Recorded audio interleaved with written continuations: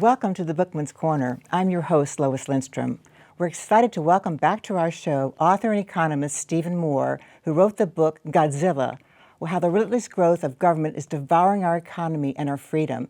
Thanks for being here, Steve. Hello, it's so good to be with you again. Thank you. Great. Loved your book, which is an amazing read detailing how out of government control government spending and expansion has turned the U.S. into a monster which must be stopped. Our viewers should know that Stephen Moore is an active writer and television commentator on economic issues and has been a frequent guest on Fox TV and other network TV programs. Also, our viewers should know that Steve co-founded and served as president of Club for Growth from 1994 through 2004. He is a former member of the Wall Street Journal editorial board, and he worked at the Heritage Foundation from 1983 through 1987 and again since 2014. Steve Moore advised the Trump administration during the writing and passage of the Tax Cuts and Jobs Act. His columns have appeared in the Wall Street Journal, the Washington Times, and National Review. First, what is your reaction to the recent November 2022 election, and will the new Congress be able to stop runaway inflation and out-of-control government spending? Well, I'm a Republican, and so I was very disappointed. I expected you'd see what was called a red wave election. And I think a lot of people are still scratching their head and trying to figure out why that didn't happen.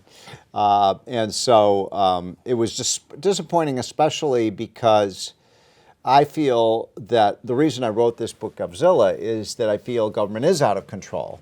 And by the way, I wrote this book at the start of Biden's presidency. And of course, even I didn't think it would be as horrific as it is. I mean, he's added $4 trillion of spending. And, you know, in terms of the election, it's puzzling because 70 to 75% of the people who voted in November of 2022 said that they thought the economy was headed in the wrong direction. Yeah. And yet they voted for all the incumbents. And they voted, it was a vote of affirmation for what the politicians are doing.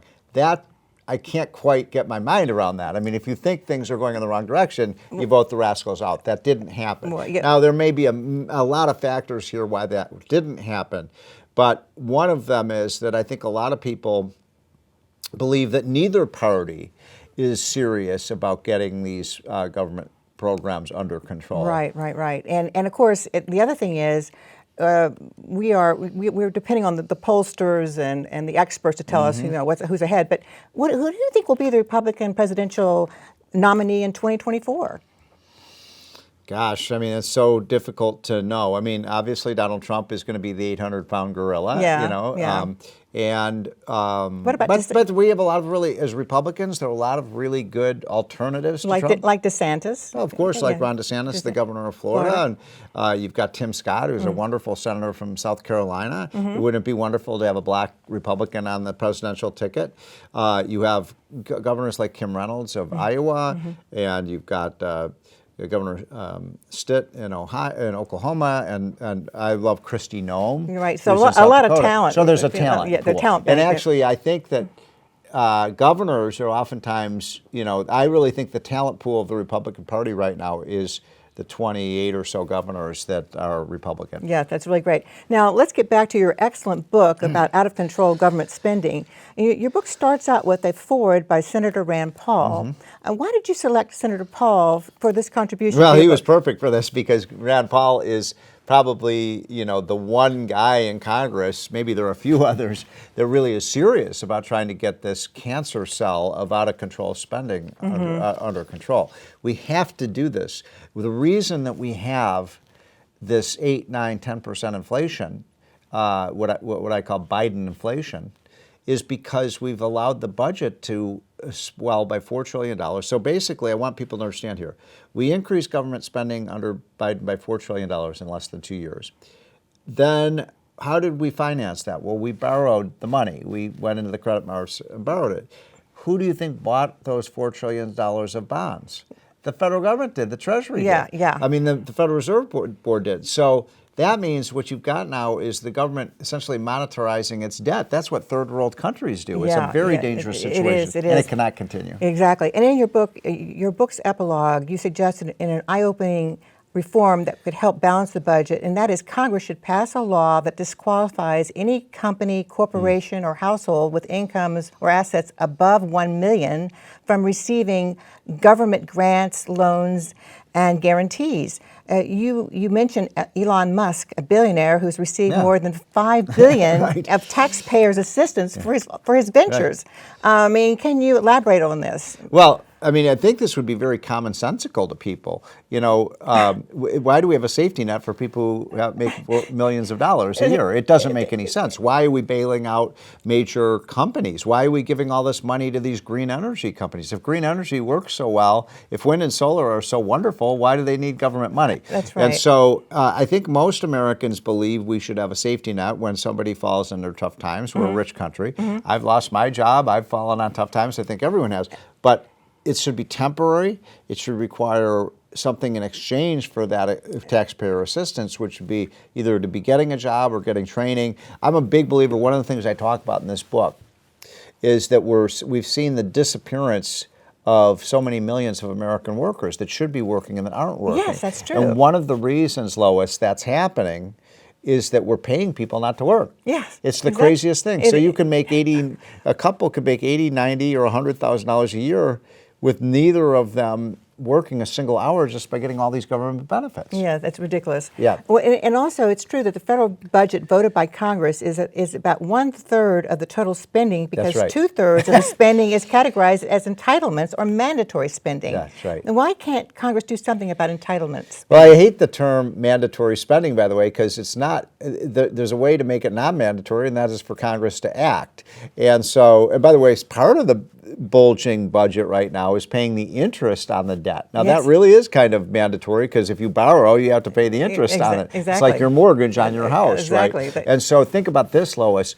When these interest rates are going up, as they have been, you know, the interest rates have gone up by about 2 percentage points just since Biden came into office on the government bonds. That means that just the increase in the interest has added another $2 trillion to our debt. Yes. It's like we're a dog trying to chase its tail. That's right. That's right. It's really worrisome. And one of your suggestions to help Americans with taxes would be the end of the death tax. I mean, parents should be able to pass on their businesses, ranches, Yes. farms, and life savings to their kids and Yes. grandkids, rather than handing over those assets over to the government.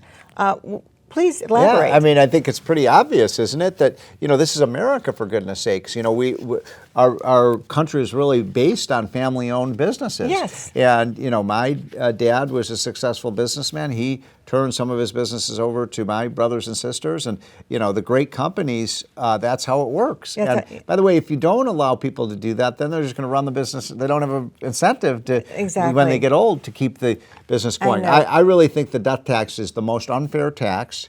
I think it is because, look, you want successful companies. You want these companies to stay in the family. You want to have reward people for excellence. Exactly, and that doesn't, of course. Everyone Right. feels very cynical when, oh, well, Yeah. it's all going to Be taxed away. Yeah. And then Democrats often say tax cuts create federal deficits. What, in your view, should be the Republican response to this? Well, I mean, you mentioned at the outset that I was an economic advisor for Donald Trump. Yes. And one of my responsibilities was I helped with Larry Kudlow to put together the Trump tax plan. Yes. And we cut tax rates, for example, for our businesses, because when Trump came into office, we had the highest tax rates in the world on our businesses. I know. I mean, it just didn't make any sense. Higher than Sweden's. Yeah, exactly. Yes, and we're thinking. I remember I showed this chart to Donald Trump back, I don't know, 5 years ago or 6 years ago. I was showing him, you know, the tax rates in the rest of the world are down here, and we're up here. I said to him, Mr. President, and he's called that a Head Start program for all the other countries. So we lowered that rate down to here, and guess what? All this money started coming into the United States. I mean, I know that people watching this show probably have very different opinions about Donald Trump. Some people love him, sometimes people hate him. Yeah. Sometimes I love him, sometimes I hate him myself, and I work for him. But you put aside your personal feelings about Trump and his actions and some of the things he says. you gotta love his policies, which really worked for America. And he did try to get the taxes down. He tried to. There's a whole chapter in this book Govzilla about what I call the regulatory octopus. Yes, which is just. I know, it's just its huge. tentacles It's are getting into every single activity of American life. It's true. And as noted in your book, in the recent past, 23 big government Republicans voted against balancing the federal budget within 5 years. Yeah. What does this say about our current congressional system? Well, by the way, every Democrat voted against that. I always, people always ask me, are Republicans going to, solve these problems? And I always say, look, the politicians love to play Santa Claus. Yeah. They love to. They love to pass your money out.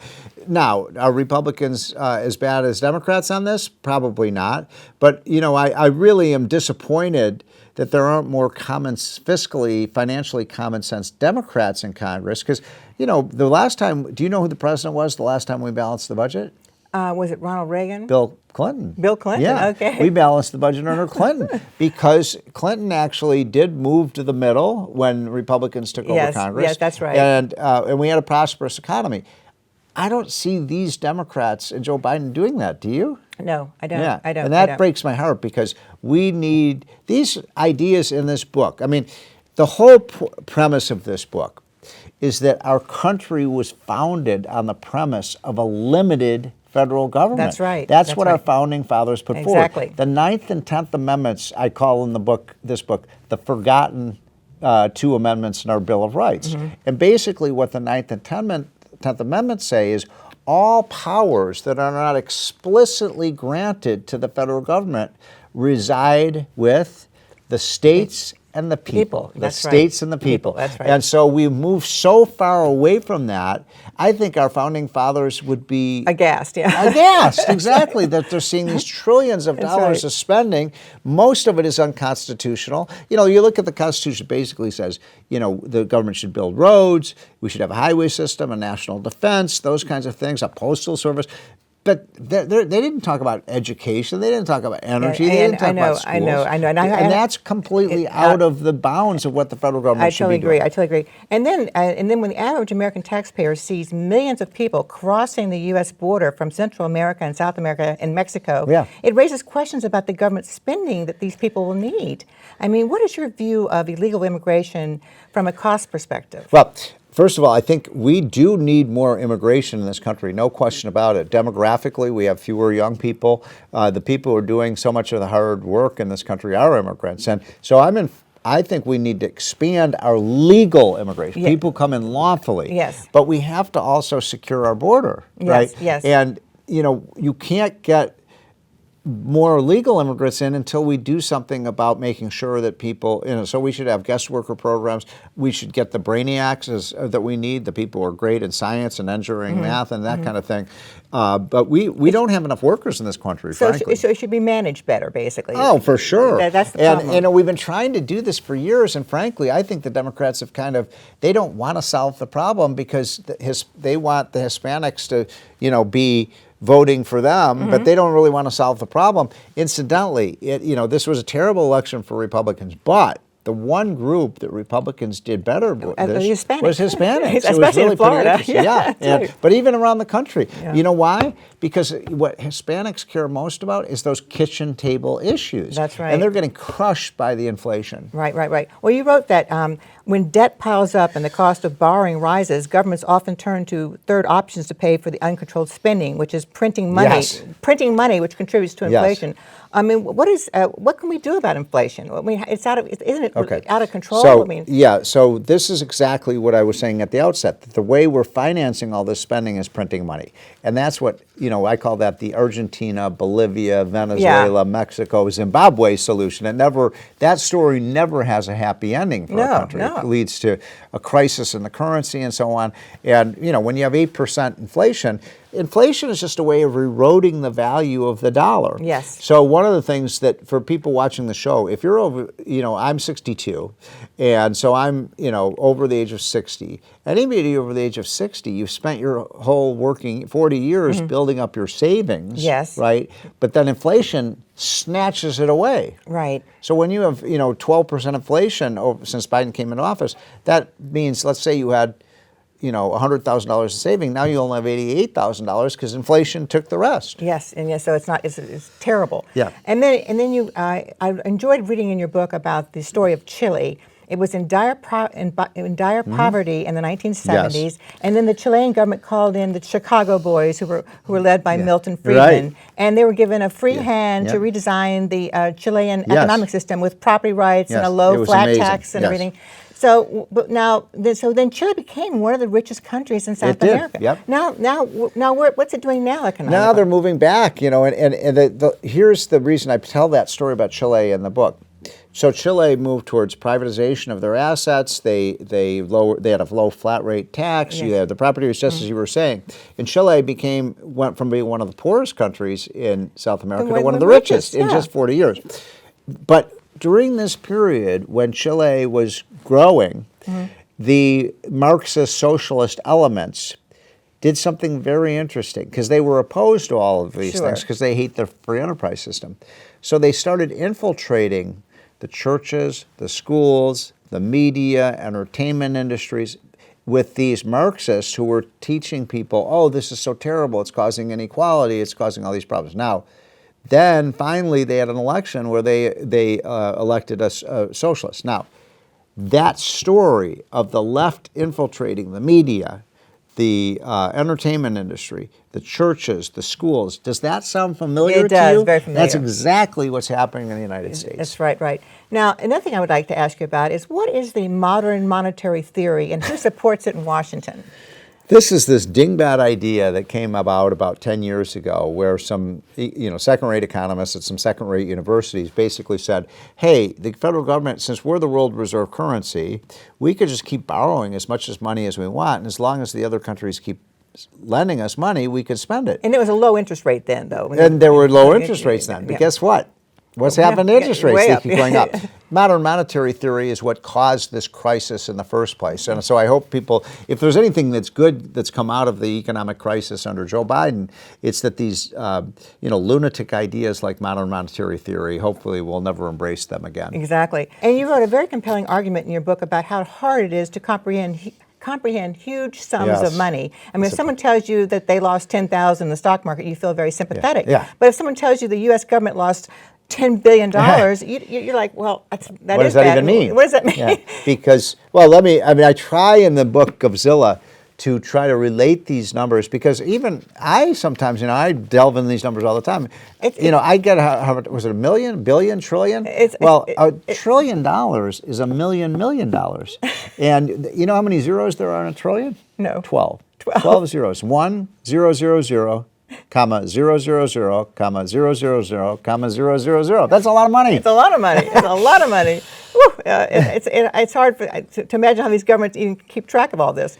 And by the way, when I first came to Washington, 25, 30 years ago, we used to talk about the budget in the billions of dollars. Yes. Now we talk about it in the trillions of dollars. Trillions of dollars. And I don't think, look, most people really can't tell the difference. And I'm not being, I'm not saying that they're uneducated. It's just the numbers are too big to fathom. They are. So we're talking about the government spending is now like $50,000 per family. $50,000 per family. Roughly. Wow. Now, did Congress spend so freely in the 19th century? I mean, how much was the federal government spending as late as 1925? So that's what the book has. I mean, I hope people will get the book because it's a lot of charts and you can look at pictures. I love the charts. Yeah. And one of the things we show is for the first 100 years or so of our country, we were faithful to the Constitution. Yes. And the government really didn't grow as much relative to the economy. And then what happened, I think that there were 2 or 3 big things that caused this surge in government spending. One was the enactment of the income tax in, I think, around 1916. That gave the federal government this massive new revenue that they could then spend. The second thing that happened was FDR's New Deal. By the way, FDR's New Deal was not a success, it was a failure.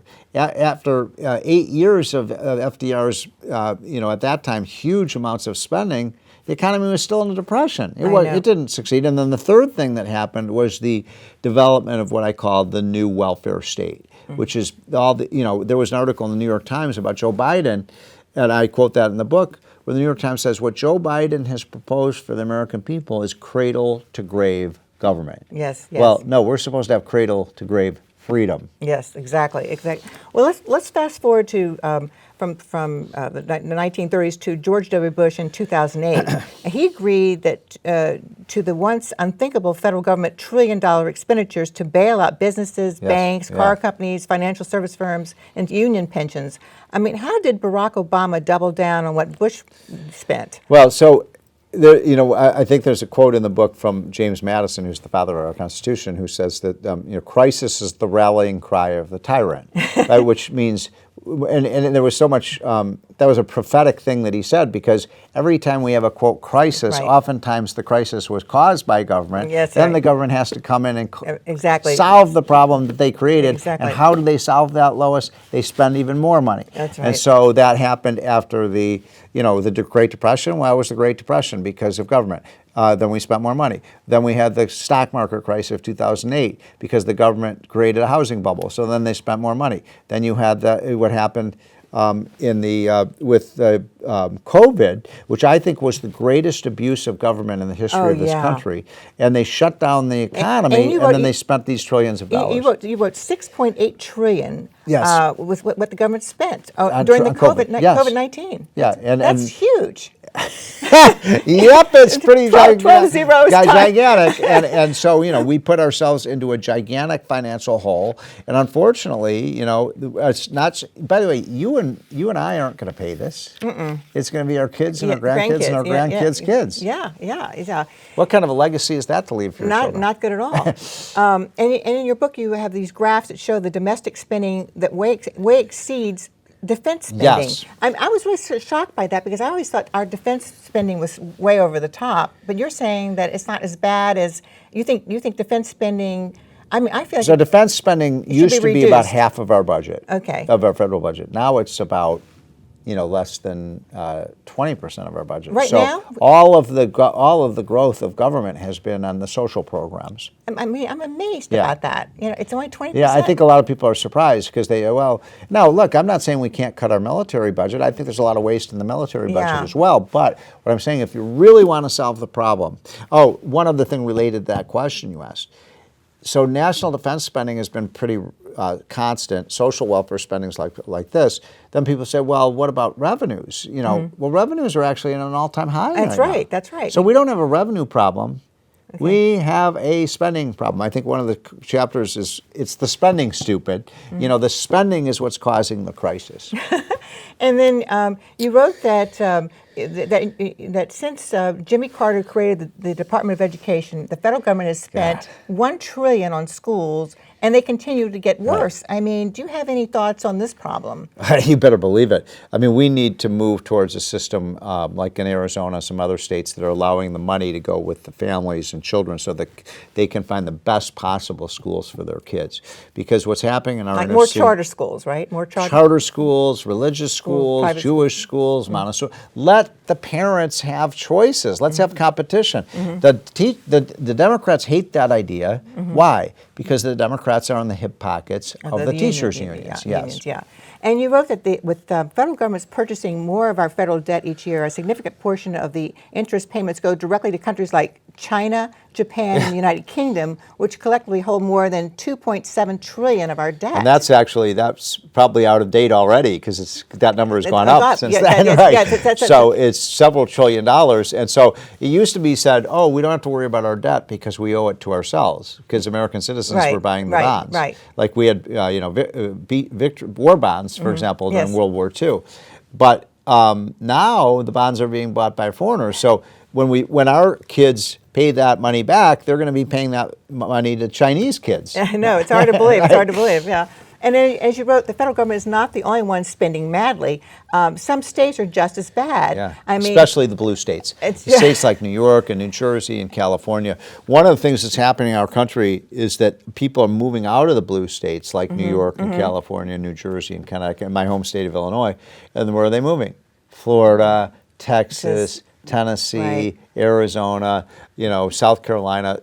So there's a competition between the red states and the blue states, and the red states are winning because they have less of these rules, less of the taxes, less of the forced union policies that are making their economies more efficient. People are leaving. Voting. Yeah, they're voting with their feet. They're voting with their feet, that's right. Now, why haven't more Republicans supported a single flat tax income tax? I think there'd be a lot of support for it. I'm a big fan of Steve Forbes. Remember when he ran for president on the flat tax? It's just so simple. You could fill out your taxes on something as big as this. I know. With just 8 or so lines. And why it gets blocked? Why? Is because you remember when Donald Trump talked about draining the swamp? Yes. Well, guess what? The swamp, a big part of the swamp is the tax code because these politicians buy and sell favors in the tax system. I want to get rid of all that stuff. You pay a 18% tax rate. You can't, shelter your money. If you make 10 times more money than I do, you pay 10 times more tax. I think most Americans would love that. And by the way, we wouldn't have to hire 85,000 new IRS agents, right, if we had a simple tax system. And of course, which I think, by the way, is one of the more dangerous. It's not just the money they're spending. It's what's happening with the abuse of power in Washington, the emergency powers that President Biden